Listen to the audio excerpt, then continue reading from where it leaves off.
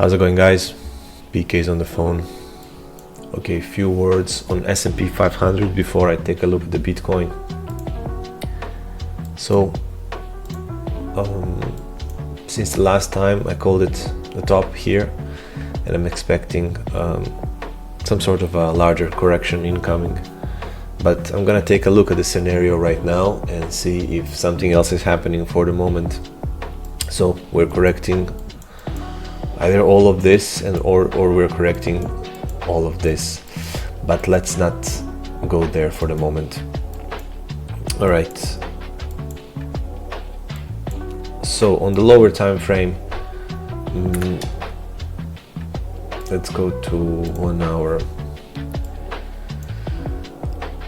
So after corrective in my opinion, well, we formed something that can be regarded as an impulse or something that can be regarded as a three-wave move. And then we continued with the three-wave move, and yet to see if this is going to develop into an impulse or not, because this one I counted 1, 2, 3, some sort of a flat 4 and a 5 with an ending diagonal here for the wave, inner wave 3. But if you look at it, this can be very well just a three-wave move, and it can be corrective. So if we had a corrective there and a corrective up, well, we can just have another corrective into the channel, and you can regard this whole thing as a wave 1, 2, 3, 4 and 5, and then complete something else. But for the moment I'm not gonna go there, just put it out there for the moment as an idea. Gonna see if it's gonna develop or not. For the moment I'm bearish, and for the targets, if this is 1, 2 for the targets, well, the targets for a flat are either 1 to 1 or 1.618, or no matter how far C wants to go. And in case we don't have a 5 here, but we have something like something like that,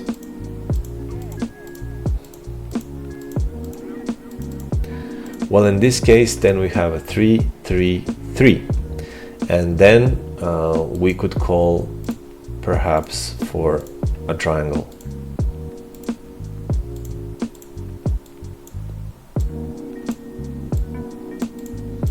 With this being A, B, C, D, E. And then we know about the triangles that when they appear, they always appear before the ending move. So we're gonna have a last 5 to go up.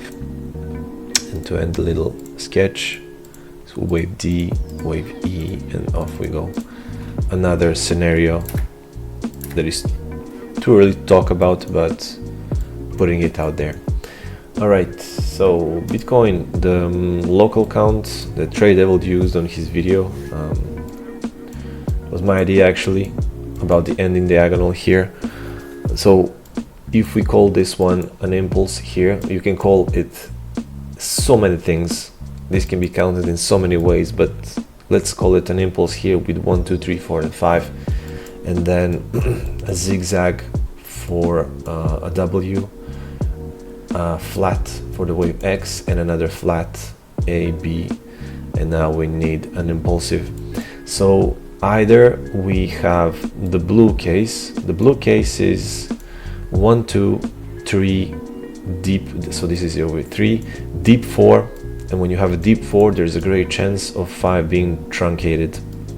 So this could be the end, or if we have another lower low, just to touch the stops, and we could end it here if we have this little wave developing. However, this can be wave 4, and this impulse here can be only wave 1 of the wave 5. And in that case, you would have a 1, 2, 3, 4, and 5, and that would be the blue count. This would be the blue count, 5 waves, and it can stop wherever it wants for the moment 3 is larger than 1, so 5 can be any size. All right, the blue count is covered. So if it's not a blue count, maybe we can have an ending diagonal which is ABC into 1. And now every next wave needs to be smaller because we're talking about the ending contracting diagonal. All the sub waves need to subdivide in a zigzag. So this needs to be a zigzag. Oh, no, this one is just a B over 3. This can be a B for the 3, then a zigzag for the 4 or the 5. So 3 can be even lower there, as long as it's smaller than the wave 1. That's the most important thing in diagonals. I'm just putting it out there like this because this is a sideways correction for the moment, and we can expect a lower type of retracement. This was the top, so I just turn on the full fib for the moment. So there we go. So 0.38 is enough for a sideways correction to be done. And if we have a wave 2 here, well, this is the most bullish scenario that I can see.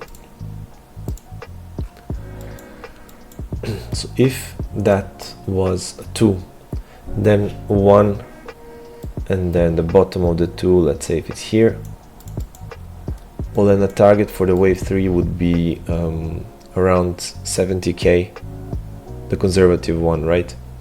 And then a correction for the 4, and perhaps we overpass 100 in the 5th. Too early, but just putting it out there. Alright, and in case this wasn't a wave 1, in case we have lower lows, well, this is the other scenario then.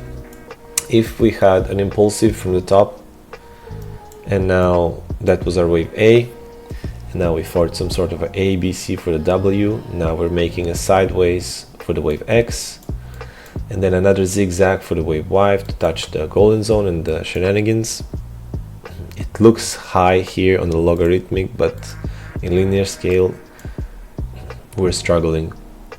So any case, if this was a WXY for the wave B, well, we're gonna kill these lows here, go for the wave C. And this is the scenario of the 10k.